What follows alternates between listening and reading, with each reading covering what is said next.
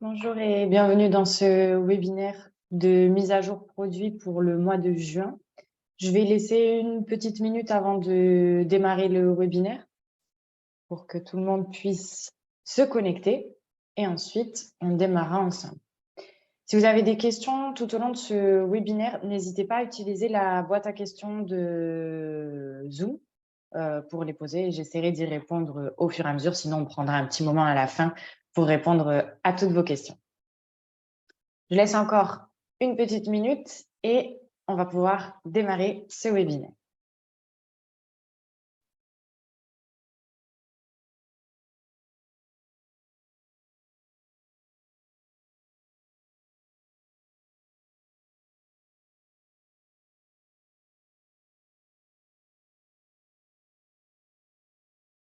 Je pense qu'on va pouvoir tranquillement démarrer. Je pense qu'au fur et à mesure, on aura peut-être des nouvelles personnes qui s'ajouteront à ce webinaire. Alors, au cours des dernières semaines, on est venu rajouter certaines options pour pouvoir donc continuer à améliorer votre gestion de votre tarification, de votre durée minimum de séjour, etc. Et également, on est venu rajouter des options pour vous permettre, si vous voulez, d'améliorer votre expérience client au moment de l'utilisation de PriceLabs. Donc, les dernières nouveautés qu'on est venu ajouter, ça va être au niveau des profils de séjour minimum. Si vous les utilisiez jusqu'à présent, vous saviez qu'il fallait aller donc sur la page de personnalisation pour aller les créer et ensuite pouvoir les utiliser, que ce soit au niveau de groupe ou au niveau donc de vos annonces de façon individuelle. On est venu donc améliorer un petit peu cette fonctionnalité-là en vous donnant la possibilité de créer ces profils de séjour minimum à différents niveaux. On verra ensemble où est-ce qu'on peut créer nos nouveaux profils de séjour minimum, à quoi ils servent et toutes les nouvelles choses qu'on est venu ajouter ici. On a revisité un petit peu la page du multi-calendrier pour ajouter un certain nombre d'options pour essayer d'améliorer en fait votre expérience avec cette partie-là du système, parce qu'on sait que c'est une page qui est utilisée par la plupart de nos utilisateurs qui ont un certain nombre d'annonces. Donc, on est venu rajouter des nouvelles fonctionnalités sur cette page-là pour continuer d'améliorer votre expérience avec PriceLabs. On a fait des modifications dans les market dashboards. Donc, vous avez désormais la possibilité de venir regarder sur un même marché jusqu'à 10 000 annonces.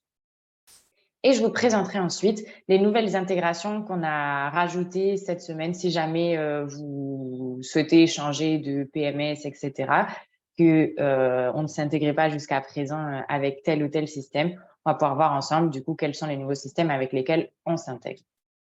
Donc, première chose, on est venu donc revisiter tout ce qui est profil de séjour minimum, etc.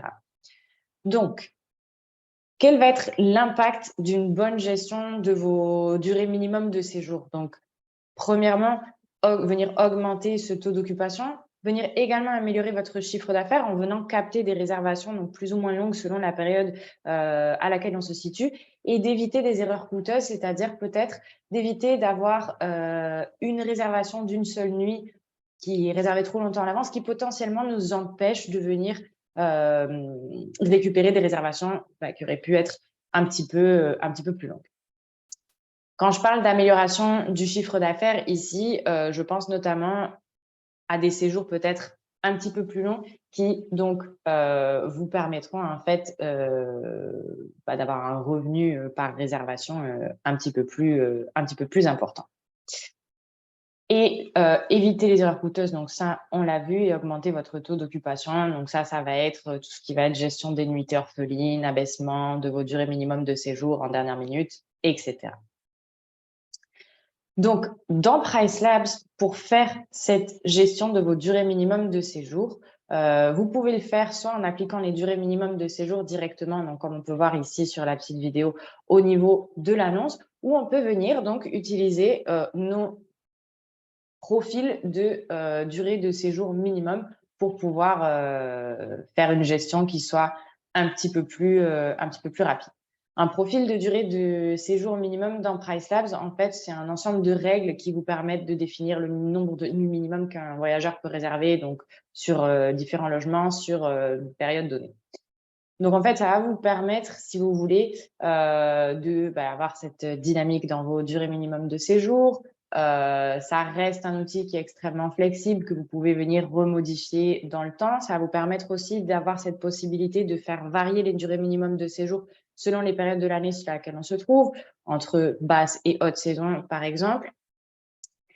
C'est un système qui vous permet de gagner aussi en efficacité au moment de faire cette gestion. Si vous appliquez vos personnalisations au niveau de chaque annonce, mais que vous souhaitez appliquer les mêmes durées minimum de séjour, vous allez pouvoir créer une fois un profil de durée minimum de séjour et venir le réutiliser sur le reste de vos annonces, par exemple, ou plusieurs groupes qui vont travailler avec la même durée minimum de séjour. Vous allez pouvoir réutiliser le même profil de séjour minimum. Parfait, occupation optimisée. Donc ça, c'est ce dont on parlait précédemment, cette possibilité justement d'essayer de maximiser l'occupation en faisant donc ces ajustements automatiques de durée minimum de séjour si on a des trous, etc. Et également de venir faire cet ajustement saisonnier, donc en fonction de la période de l'année sur laquelle on se trouve. On a 3 façons maintenant de venir créer les profils de séjour minimum.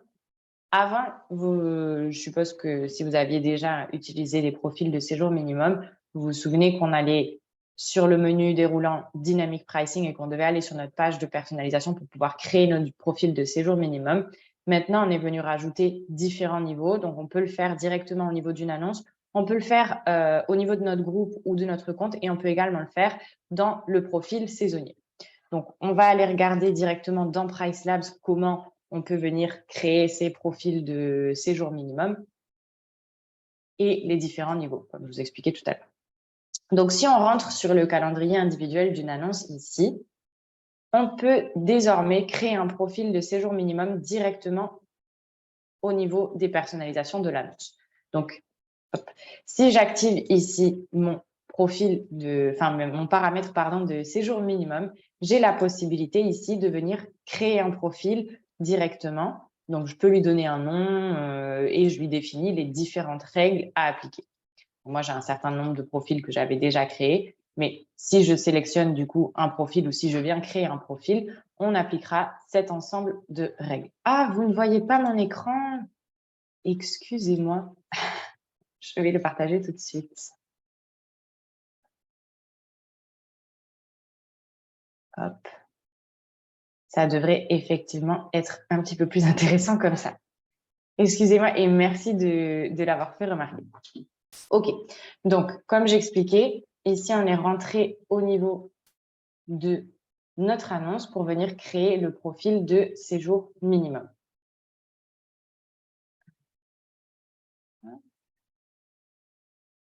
On est venu rentrer ici au niveau de notre annonce et depuis la partie personnalisation, on va pouvoir modifier les personnalisations qu'on a. Et comme je vous expliquais, mais sans que vous puissiez le voir, on peut créer directement depuis ici notre profil de durée minimum de séjour en lui donnant un nom et en appliquant l'ensemble de règles. Et ensuite, vous pouvez venir réutiliser le même profil pour différentes annonces si elles vont travailler avec la même durée minimum de séjour. Jusqu'à présent, pour venir créer nos profils de durée minimum de séjour, on devait cliquer ici sur Dynamic Pricing et aller sur l'écran de personnalisation. Depuis cet écran, on allait créer ici notre profil de séjour minimum. Maintenant, vous pouvez le faire, donc, comme on a vu, directement au niveau d'une annonce, mais également au niveau du compte, avec l'option ici Create Profile, ou encore au niveau de nos groupes directement. D'accord? Donc, on peut venir ici choisir le profil qu'on avait créé. Un autre endroit à partir duquel vous allez pouvoir créer et gérer vos paramètres de séjour minimum selon la saisonnalité, ça va être dans la partie profil saisonnier personnalisé. Donc, dans notre écran de personnalisation, que ce soit au niveau compte, au niveau groupe ou au niveau d'une annonce, vous avez accès donc au même type de personnalisation dans la partie profil saisonnier minimum. Si vous activez l'option profil saisonnier personnalisé, ici, vous allez pouvoir appliquer des variations selon les saisons et vous pouvez donc faire changer vos durées minimum de séjour en venant créer directement un profil si vous ne l'aviez pas créé avant. Donc, ça permet en fait de gagner encore un petit peu plus de temps et en flexibilité par rapport à ce qu'on avait jusqu'à présent où on devait aller sur cette page-ci, créer nos profils et ensuite venir les assigner à donc, différentes périodes ou différents groupes.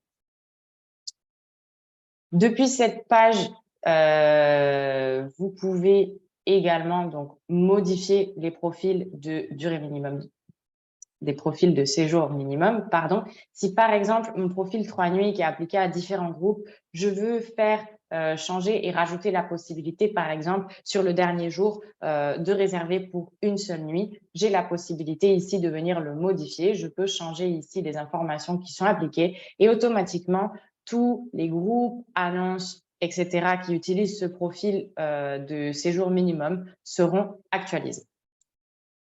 Si je retourne au niveau de mes annonces, donc pour retourner sur l'écran principal, je peux soit cliquer en haut à gauche sur le logo de PriceLab, soit je peux cliquer sur Dynamic Pricing et aller sur le tableau de bord des prix. Donc ici, je vais rentrer sur mon annonce et je vais vous montrer également les nouvelles suggestions de réglage qu'on est venu en fait créer pour ou affiner, puisqu'elles étaient déjà disponibles, pour continuer à vous aider à appliquer les meilleures durées minimum de séjour selon vos marchés. Donc, au niveau de chacune de vos annonces, vous avez cet outil de suggestion de réglage disponible. Si vous cliquez dessus, vous avez le choix entre deux scénarios. Si on préfère des réservations plutôt courtes, c'est-à-dire moins de 14 nuitées, ou si on préfère des réservations qu'on appelle de moyenne durée, plus de 14 nuitées. Donc, on va sélectionner ici le scénario qu'on préfère et on va pouvoir donc obtenir les suggestions du système. Ces suggestions-là, on peut les appliquer, les personnaliser directement. Et une différence qu'on est venu appliquer ici, c'est cette partie qui vous indique en fait que sur certains mois de l'année, on va vous recommander d'appliquer des durées minimum de séjour qui vont être différentes, puisqu'on observe un comportement différent sur votre marché. Si vous placez votre curseur, là, par exemple, sur le mois de juillet, je vais avoir tout un set de recommandations qui va être différent à celui qui est recommandé pour le reste de l'année. Donc, si vous vous situez sur des marchés plutôt saisonniers, vous aurez donc cette suggestion de venir créer un profil spécifique pour différentes périodes de l'année, donc pour le mois de juillet et ici pour le mois d'août. Parfait. Si vous souhaitez comprendre un petit peu mieux comment on recommande ces paramètres, nous, en fait, on vient regarder ce qui se fait sur votre marché. On étudie voilà, des annonces similaires sur votre marché et on vient regarder, en fait, ce qui se fait sur ces annonces-là pour venir vous faire cette recommandation. Parfait. Je vérifie que je n'ai rien oublié ici. En principe, on a vu toute cette partie-là. Est-ce que vous avez des questions jusqu'à présent?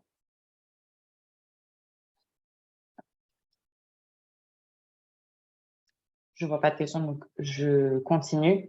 Donc ça, c'est ce que je vous présentais jusqu'à présent. On a amélioré ces recommandations et on vous donne donc les indications sur les mois sur lesquels il serait intéressant pour vous de venir faire varier vos durées minimum de séjour pour être peut-être plus en ligne avec ce qui se fait sur votre marché, peut-être plus compétitif et sur certaines périodes où on sait qu'on va avoir de la demande pour des plus longs séjours, venir faire varier nos durées minimum de séjour. Quand on est sur la page de personnalisation, vous avez donc la possibilité, quand on est au niveau des profils de durée minimum de séjour, de venir les modifier, comme je vous ai montré tout à l'heure, mais également, si vous n'allez plus vous en servir, de pouvoir les archiver. Sachant que un profil de durée minimum de séjour, donc on ne peut pas les supprimer, vous pouvez les archiver, c'est-à-dire qu'ils seront plus visibles depuis cet écran d'accueil. Vous pourrez archiver bien évidemment qu'un profil qui n'est plus utilisé à ce moment-là. Vous pouvez aussi complètement changer le profil pour éviter voilà, de venir en créer des nouveaux et venir les archiver. La deuxième chose qu'on va voir aujourd'hui, si je n'ai pas d'autres questions sur les durées minimum de séjour, ça va être les changements qu'on a appliqués sur la page de multi-calendrier. La page de multi-calendrier, si vous êtes familier avec cette page, on peut y accéder en cliquant sur Dynamic Pricing et en allant sur le multi-calendrier ici. Cette page-là, elle est assez intéressante quand on gère voilà, un certain nombre d'annonces pour avoir l'information des tarifs, des disponibilités, etc. sur toutes nos annonces en un seul coup. Ce que j'ai annoncé le mois dernier, c'est qu'on est venu donc changer ici un petit peu les filtres et vous avez la possibilité, si vous travaillez avec des groupes, de venir sélectionner ici uniquement un certain groupe et de réviser uniquement les annonces qui sont situées dans ce groupe-là ou de venir sélectionner certaines annonces par nombre de chambres, etc. pour que ce soit un petit peu plus facile pour vous à travailler. Donc, depuis cette page-là, on est venu rajouter un certain nombre d'options qui sont accessibles ici depuis la colonne nom de l'annonce. Si vous cliquez sur les 3 petits points qu'on a ici, on avait déjà un certain nombre d'options disponibles, mais on est venu en rajouter pour faciliter en fait cette gestion et cette utilisation du multi-calendrier. Donc, depuis ces 3 petits points, vous pouvez synchroniser, enregistrer, actualiser, voir les exceptions à date spécifique, en ajouter si besoin, modifier directement vos personnalisations et accéder donc aux différents outils, donc aide au prix de base, vos données sur le quartier, données hôtelières et à votre calendrier individuel, puisqu'on sait qu'on a pas mal de clients qui aiment bien faire ce mouvement entre donc, le multi-calendrier et le calendrier individuel d'une annonce, pour pouvoir aller peut-être un petit peu plus dans le détail sur certaines annonces. La plupart de ces options-là, elles étaient déjà disponibles avec les différentes colonnes qu'on pouvait rajouter ici. Mais si vous alliez, par exemple, sur la droite de votre calendrier et que vous faisiez une exception à date spécifique sur cette date-là, si je voulais, par exemple, changer ma durée minimum de séjour à 5 nuits, je pouvais tout à fait l'ajouter ici, mais j'étais obligée de repartir en arrière pour pouvoir faire cette synchronisation. Donc, j'étais obligée de repartir sur le côté ici pour pouvoir dire au système, je veux qu'on synchronise tout de suite les tarifs. Maintenant, avec cette colonne-là, la première colonne, vous allez pouvoir dire, OK, hop, je veux qu'on synchronise maintenant. Donc, on va réactualiser l'information, etc. Parfait. Donc, les colonnes, vous savez que vous pouvez donc les ajouter ou les enlever selon vos besoins. Comme maintenant, vous avez toutes ces options-là accessibles. On peut également rajouter ou modifier les notes que vous avez activées au niveau de chacune de vos annonces, si nécessaire. Parfait. Donc, si on retourne dans la présentation qui était ici, donc on vous représente les mêmes choses. Donc, on est venu en fait sortir certaines colonnes et on les a toutes rassemblées depuis donc ces 3 petits points ici pour, encore une fois, améliorer votre gestion au quotidien et vous éviter peut-être de devoir basculer entre différents écrans pour avoir accès aux différentes options dont vous avez besoin. Une des autres nouveautés qu'on est venu rajouter ce mois-ci, c'est un nouveau plan dans notre Market Dashboard.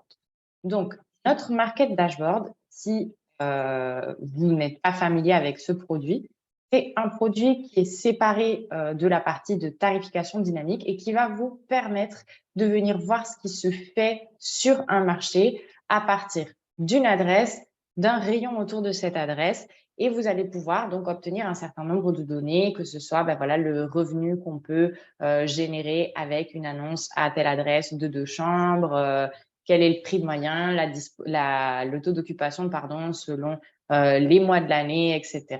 Pour venir soit affiner notre stratégie actuelle, soit décider s'il est judicieux ou pas de débuter sur tel nouveau marché, etc. Donc, jusqu'à présent, quand on crée un market dashboard, on avait le choix entre 2 plans différents. Soit on venait regarder jusqu'à 1000 annonces autour de l'adresse sélectionnée ici, ou jusqu'à 5000 annonces autour donc de l'adresse sélectionnée ici. Vous aviez la possibilité de faire varier le rayon, mais on n'avait pas la possibilité de venir regarder un nombre d'annonces plus conséquent, ce qui sur certains marchés, je pense notamment aux villes dans lesquelles on a un nombre d'annonces peut-être plus conséquent que sur des espaces un petit peu plus ruraux, par exemple. Je pense Paris Intramuros, par exemple. On arrive très rapidement à 10 000 annonces autour d'une adresse. Donc, pour éviter de devoir créer plusieurs market dashboards sur une même ville, on vous donne la possibilité maintenant de venir créer ce market dashboard en regardant non pas 1000 ou 5000, mais jusqu'à 10 000 annonces.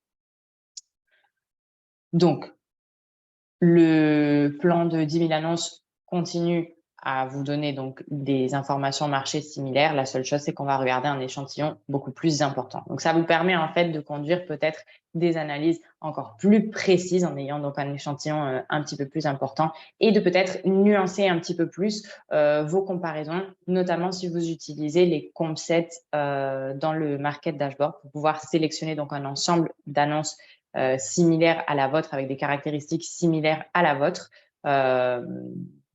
Donc, ce fait de rajouter un filtre, potentiellement, on arrivait sur des nombres plutôt réduits d'annonces auxquelles on se comparait. Donc maintenant, en ayant accès à un nombre d'annonces 10 fois supérieur à celui qu'on avait jusqu'à présent, on va peut-être pouvoir avoir un concept un petit peu plus adapté.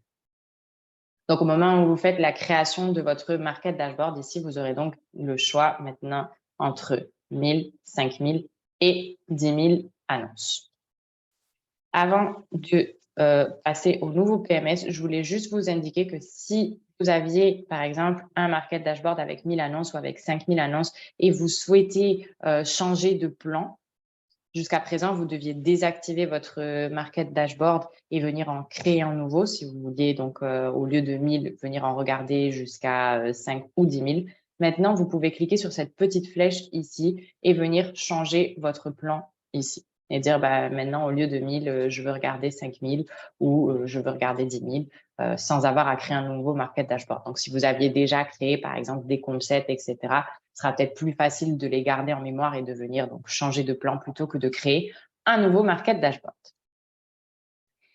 Parfait. Si on retourne sur notre écran, ce mois-ci, on est venu rajouter 4 nouveaux PMS, Home Hero, Hosti, Logitech et Woobook.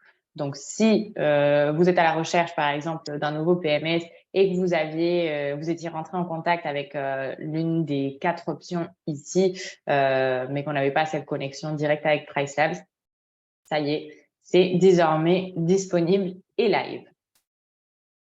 Est-ce que vous avez des questions sur ce qu'on a vu aujourd'hui ou peut-être sur des fonctionnalités déjà existantes sur lesquelles on est venu appliquer des modifications? Si c'est le cas, ben je peux y répondre tout de suite. Sinon, je pense qu'on en aura terminé pour aujourd'hui. Je suis vraiment désolée pour l'oubli du partage d'écran au début du webinaire. J'espère que ça n'a pas trop perturbé la présentation d'aujourd'hui.